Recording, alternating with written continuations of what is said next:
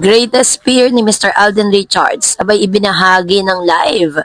So sino nga bang kanyang inaantay ngunit hindi minamadali?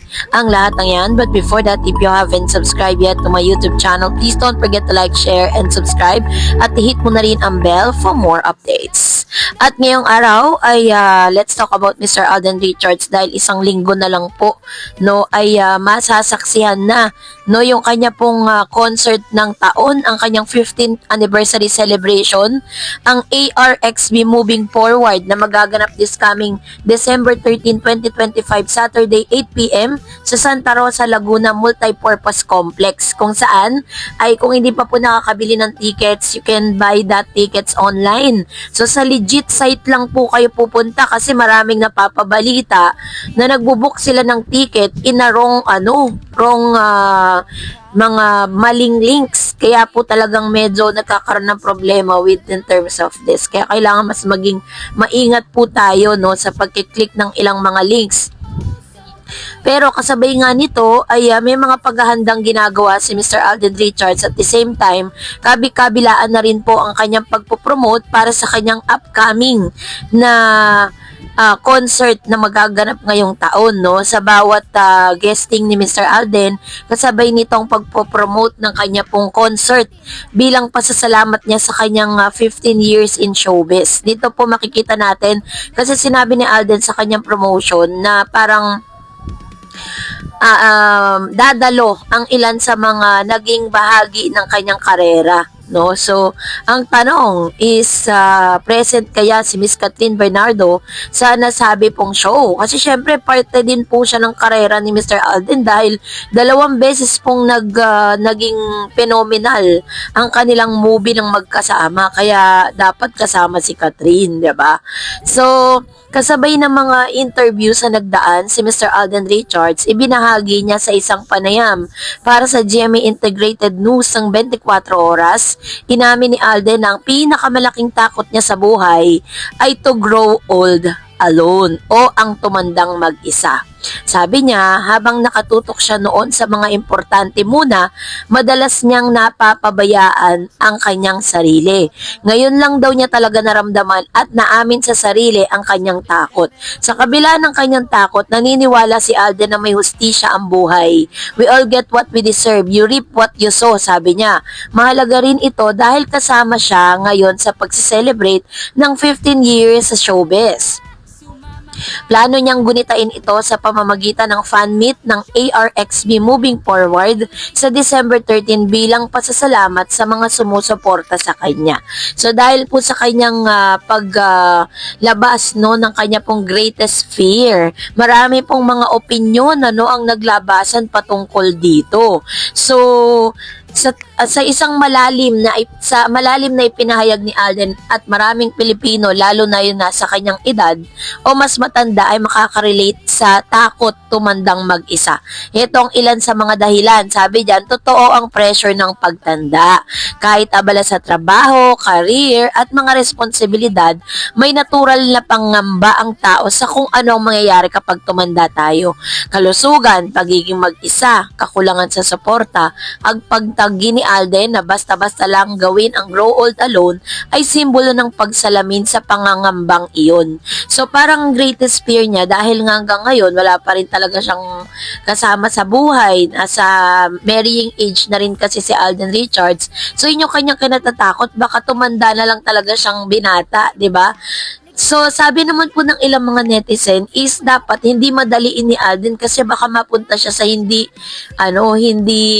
tamang tao, 'di ba? Minsan sabi nga ang isang prutas na hinog sa pilit maasim 'yan. So, ganun yung tinutukoy ng ilang mga netizen. So, ang dami pong mga sabi ng mga netizen sa social media. Alden Richards hugs. Ayan, virtual hugs.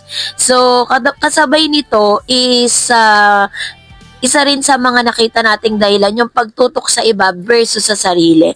Madalas nangyayari lalo na sa mga taong may dami ng obligasyon.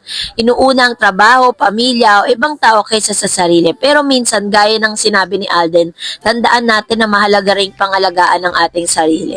So, dito po, tunay na pinapakita ni Alden dito na talagang kailangan niya ng companionship.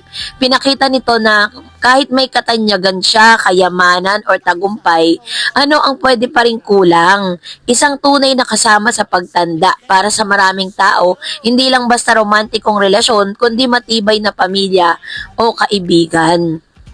So, pag-amin ng takot at pagiging mahina or pagiging vulnerable, may tapang yun. Madalas sa atin, takot tayong aminin ang ganitong pangamba dahil baka mahina tayo. Pero sinasabi ni Alden na minsan, mahirap niyang pagtuunan ng sarili dahil inuuna muna ang mga importante. Pero ngayon, inamin niya at may lakas yun. Sana mas maraming kilalang tao ang magbukas ng ganito. Sabi niya, para mawaksi ang stigma ng mental, emotional ng paghihirap. So, bakit nga ba mahalaga ang pagiging openness lalo na sa ngayon? No? Ito kasi yung nagbibigay ng representasyon. Kapag kasi artista siya o sikat na tao kagaya ni Alden ay nagbukas ng ganito, nakakatulong to para makita ng marami na hindi lang sila ang may pangangamba o pinagdadaanan. Nagpapaalala din ito ng self-care, 'di ba? Sa bilis ng buhay kasi natin ngayon, sa dami ng responsibilidad, nakakalimutan nating minsan ang sarili. Ang pagsasabing ayokong tumanda mag-isa ay pahayag na may halaga rin ang sariling kaligayahan at kapanatagan. So, nakakatulong din yan sa kanyang mental health awareness. Alam naman natin ang pinagdaanan ni Alden, di ba? Nagkaroon po siya ng matinding depression matapos siyang dumanas ng napakaraming pagsubok, lalo na po sa kanyang kaperahan at sa mga taong nanloko sa kanya. Kasabay ng pag-amin niya na siya rin ay nagdaan sa mabigat na yugto, minsan sa rock bottom. Pinapakita nito na normal ang matakot o malungkot at minsan ay may pag-asa at may pagkasawi. At meron ding pagbabawi. Sa uli, para sa akin, mabuti ang ginawa ni Alden. Hindi lang ito tungkol sa showbiz o pagiging artista, isang paalala ito para sa ating lahat. Mahalagang relasyon, mahalagang tao sa paligid mo, pero pinakamahalaga rin na alagaan at pakinggan natin yung ating mga sarili. So, ayon po sa mga netizen, at if you're going to read between those lines si Mr. Alden Richards, meron siyang somebody or someone na inaantay, pero hindi niya minamadali. Yun po yung ilan sa mga sinasabi ng mga netizen na parang sa sobrang paghihintay ni Alden, kasi sabi niya noon sa mga interview niya, di ba, parang hindi niya minamadali yung pagkakaroon nga ng jowa, ng kasama, kasi pag daw minamadali, mas lalong hindi nagiging okay. Kaya ang gusto niya is darating na lang siya ng kusa. At alam ko po na si Alden kasi di naman, parang picky rin kasi si Alden, di ba? Parang deserve niya rin naman talaga yung pinaka-best na girls para sa kanya. So, I hope na kung sino man yung magustuhan at sino man yung dumating kay Alden Richards, talagang deserving niya na sumaya, no? Talagang, alam ko pong i-broadcast ni Alden yan kung sino po yung kanyang hinihintay ng matagal na pero hindi niya minamadali. So, kayo po, anong niyang saloobin patungkol dito? Mag-comment kayo sa comment section.